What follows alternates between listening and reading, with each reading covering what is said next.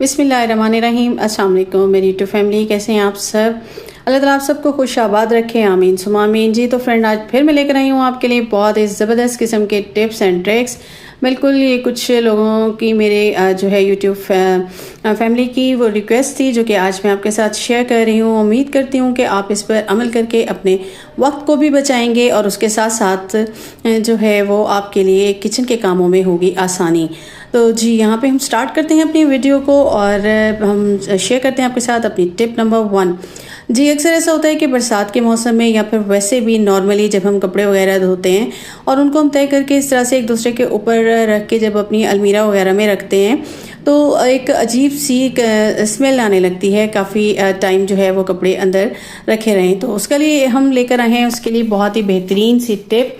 जी बिल्कुल, यहाँ पे हम ले रहे हैं लौंग। ये आपके किचन में मौजूद होती है और आपने क्या करना है कि यहाँ पे आपने 1 बाय 1 इस तरह से तय किए हुए कपड़े लेने हैं। एक शर्ट आप लें या उसके ऊपर फिर आपने या शलवार लें, तो उसके ऊपर आपने इस तरीके से 2-3 लौंग डाल देनी है और फिर नेक्स्ट आपने रखना है और उसके ऊपर इस तरह से फिर 2-3 लौंग डाल देनी है। तो ये लौंग की जो स्मेल होती है उसकी वजह से एक तो आपके कपड़े सेफ रहेंगे, दूसरे कीड़े मकोड़े अक्सर आ जाते हैं, इंसेक्ट्स वगैरह, उससे भी सेफ रहेंगे। और कभी कभी अलमारियों में चूहे वगैरह घुस जाते हैं तो उनसे भी ये सेफ रहेंगे और आपके कपड़ों को काटेंगे नहीं और इससे वो भाग जाएंगे। तो इस तरह से आपने 1 बाय 1 इस तरह रखते जाना है और उसके ऊपर अब आपने नेक्स्ट शर्ट रख देनी है। जो सबसे ऊपर आपकी शर्ट है उसको आपने इस तरह ओपन करना है और उसके अंदर पे इस तरह से 2-3 रख के आपने शर्ट को वापस फोल्ड कर देना है और इस तरह से अब इन कपड़ों को उठा के आप अपनी अलमारी में रख सकते हैं और इस तरीके से आपके जो है वो कपड़े हो जाएंगे सेफ। तो आपको मेरी टिप कैसी लगी? आते हैं अपनी टिप नंबर 2 की तरफ। तो ये एक रिक्वेस्ट थी एक मेरी सब्सक्राइबर की तरफ से कि जब हम केक बनाते हैं तो वो सॉफ्ट नहीं बनता और बाजार की तरह नहीं बनता। तो उसके लिए आपके लिए एक टिप है कि आप जब कभी भी स्पंज बनाएं या फिर आप जो है वो टी केक बनाएं तो आप गर्म पानी या गर्म दूध का इस्तेमाल करें। जी बिल्कुल, गर्म पानी या गर्म दूध का, तो उससे आपका केक बिल्कुल सॉफ्ट बनेगा बाजार जैसा। आते हैं अपनी टिप नंबर 3 की तरफ। तो ये भी एक सब्सक्राइबर की ही जो है वो रिक्वेस्ट थी कि आप मुझे ये बताएं कि मेरा जो है वो केक बनता है तो मैं उसका जो है जब बनाने लगती हूँ तो वो मेरा फ्लावर केक अच्छे से नहीं बनता। जी बिल्कुल, ये हम बनाने लगे थे यहाँ पे जो है वो ज़ेब्रा केक, तो मैंने सोचा कि मैं आपको इसकी टिप भी शेयर कर दूँ। अच्छा, एक तो इसका ये है कि आपने बैटर बनाना है और फिर उससे इस तरह से 2 पार्ट में करके आपने जो भी कलर्स लेने हों और एक चॉकलेट ले लें और एक जो भी मैंने यहाँ पे स्ट्रॉबेरी ले लिया था और फिर उसके बाद आपने उसको जो है इस तरह से 1 बाय 1 थोड़ा थोड़ा करके डालते जाना है। अच्छा, उसके बाद आपने ये इस तरीके से जिस तरह ये मैं करती जा रही हूँ, एक नाइफ ले लें या इस तरह से आप जो है वो तिक्का स्टिक ले लें और पहले इसे एक तरफ से फिर दूसरी तरफ यूँ जो है ऊपर नीचे आप जो है स्टिक से करते जाएं। तो ये देखिए, ये इस तरीके से और इस तरह से ये आपका बिल्कुल एक फ्लावर शेप बन जाएगा और फिर आपने एंड में जो है इसको यूं जो है वो ट्विस्ट कर लेना है। तो देखिए कितना ज़बरदस्त किस्म का ये फ्लावर बन जाएगा और फिर इसको आप बेक कीजिए और ज़बरदस्त सा आपका जो है वो मार्बल केक, ज़ेब्रा केक या फ्लावर केक रेडी होगा। आते हैं हम अपनी नेक्स्ट टिप की तरफ। सबसे इम्पोर्टेंट टिप है आज की मेरी। जी बिल्कुल, लेमन को लेकर, और यहाँ आप लेमन के छिलके भी यूज़ कर सकते हैं।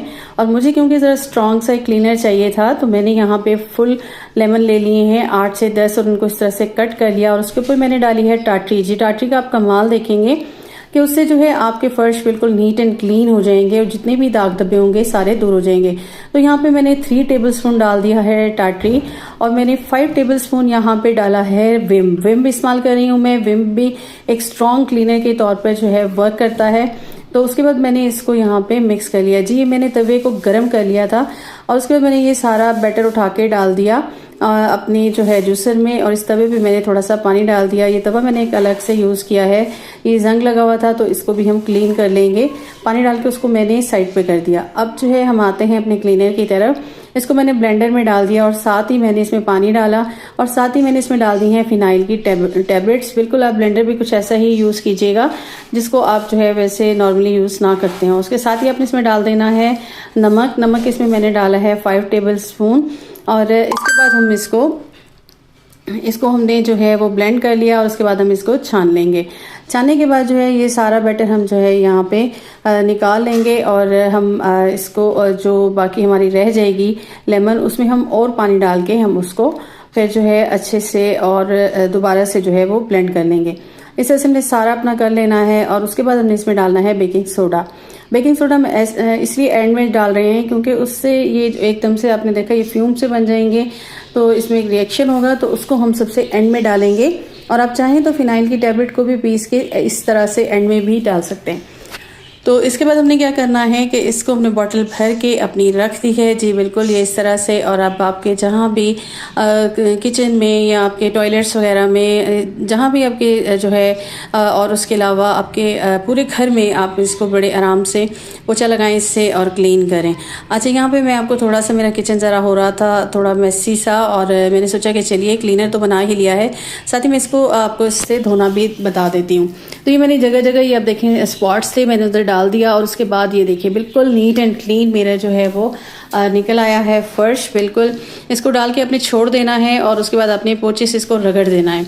झाड़ू लगाने की भी ज़रूरत नहीं है, आप पोछे से रगड़ देंगे और उसके बाद जब आप देखेंगे इतनी ज़्यादा मैल निकलेगी, और उसके बाद आप इसको वॉश कर लें। और इसी तरीके से आप डेली जब इससे जो है वो साफ़ करेंगे तो फिर आपका फर्श जो है वो नीट एंड क्लीन निकले। तो ये थी मेरी आज की वीडियो, आपको कैसी लगी मुझे ज़रूर बताइएगा।